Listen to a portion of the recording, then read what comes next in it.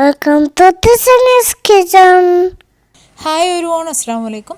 ഇന്ന് നമുക്ക് പിസ്ത വെച്ചിട്ട് ഒരു അടിപൊളി ഡ്രിങ്ക് റെഡിയാക്കി എടുക്കാം. അപ്പോൾ ഇത് നമുക്ക് നോമ്പുതുറ സമയത്ത് മാത്രമല്ല, വീട്ടിൽ എന്തെങ്കിലും പാർട്ടികളൊക്കെ ഉണ്ടാക്കുകയാണെന്നുണ്ടെങ്കിൽ വെൽക്കം ഡ്രിങ്ക് ആയിട്ടൊക്കെ നമുക്ക് സെർവ് ചെയ്യാൻ പറ്റുന്ന ഒരു അടിപൊളി ഡ്രിങ്കാണ് കേട്ടോ ഇത്. അപ്പോൾ ഇത് തയ്യാറാക്കുന്നത് എങ്ങനെയാണെന്ന് നോക്കാം. അപ്പോൾ അതിനായിട്ട് നല്ല തണുത്ത പാലാണ് എടുക്കുന്നത്. അപ്പോൾ നമുക്ക് എത്ര അളവിലാണ് ഡ്രിങ്ക് വേണ്ടത് അതിനനുസരിച്ച് പാലെടുക്കുക.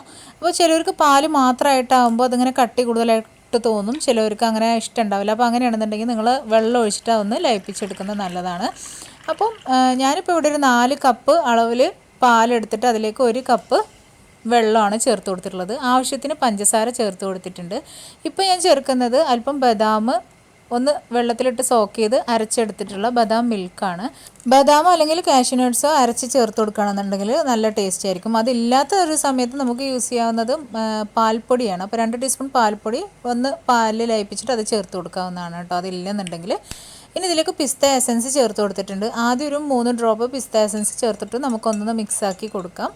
തണുത്ത പാലിലേക്ക് പൊടിച്ച പഞ്ചസാര ചേർക്കുന്നതെന്നുണ്ടെങ്കിൽ നമുക്ക് പെട്ടെന്ന് തന്നെ മിക്സായി കിട്ടിക്കോളൂ കേട്ടോ.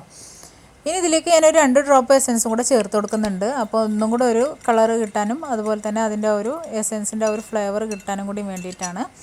ഇനി ഇതിലേക്ക് ക്യാരറ്റ് ഗ്രേറ്റ് ചെയ്തത് 1 ടേബിൾ സ്പൂൺ ചേർത്ത് കൊടുക്കാം, അത്രയും മതി. ഒരു 3 ടേബിൾ സ്പൂൺ മുതൽ 4 ടേബിൾ സ്പൂൺ വരെ ആപ്പിൾ ഗ്രേറ്റ് ചെയ്തത്, ബദാം ചോപ്പ് ചെയ്തത് ഒരു 6-7 എടുത്തിട്ടുണ്ട്.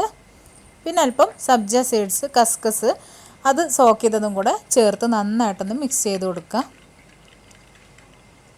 ഇനി ഇതിലേക്ക് നമുക്ക് വേവിച്ചെടുത്തിട്ടുള്ള ചൊവ്വരി കൂടെ ചേർത്ത് കൊടുക്കാം. അപ്പോൾ അതും കൂടെ ചേർത്ത് നന്നായിട്ടൊന്ന് മിക്സ് ചെയ്ത് കൊടുക്കാം. അപ്പോൾ ഏകദേശം വെന്ത ചൊവ്വരി എന്ന് പറയുന്നത് ഒരു 4 ടേബിൾ സ്പൂൺ ഉണ്ടാവും കേട്ടോ. അപ്പോൾ അത്രയും കൂടെ ചേർത്ത് മിക്സ് ആക്കി കൊടുക്കുക. ഇനി ഇത് നമുക്ക് സെർവ് ചെയ്യാം. അപ്പോൾ നല്ലൊരു അടിപൊളി ഡ്രിങ്ക് ഇവിടെ റെഡി ആയിട്ടുണ്ട്.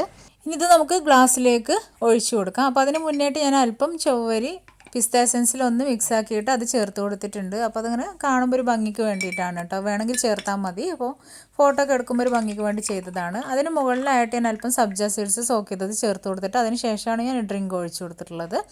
അപ്പോൾ കാണാൻ നല്ലൊരു ഭംഗിയായിരിക്കും കേട്ടോ അങ്ങനെ ചെയ്യുമ്പോൾ. അപ്പോൾ അത് വേണമെന്നുണ്ടെങ്കിൽ മാത്രം ചെയ്താൽ മതി കേട്ടോ. അപ്പോൾ നല്ല ടേസ്റ്റി ആയിട്ടുള്ള ഡ്രിങ്ക് ഇവിടെ റെഡി ആയിട്ടുണ്ട്. തീർച്ചയായിട്ടും നിങ്ങളിതൊന്ന് ട്രൈ ചെയ്ത് നോക്കണം. വീട്ടിൽ ഇനി പാർട്ടിയൊക്കെ ഉണ്ടാകുമ്പോൾ ഈ ഒരു ഡ്രിങ്ക് തയ്യാറാക്കി നോക്കാൻ മറക്കരുത്. അപ്പോൾ ഈ ഒരു ഡ്രിങ്ക് നിങ്ങൾക്ക് ഇഷ്ടമായെന്നുണ്ടെങ്കിൽ ലൈക്ക് ചെയ്യാൻ മറക്കരുത്. അപ്പോൾ വീണ്ടും നെക്സ്റ്റ് വീഡിയോയിൽ കാണാം ഇൻഷാ അല്ലാഹ്. Thank you.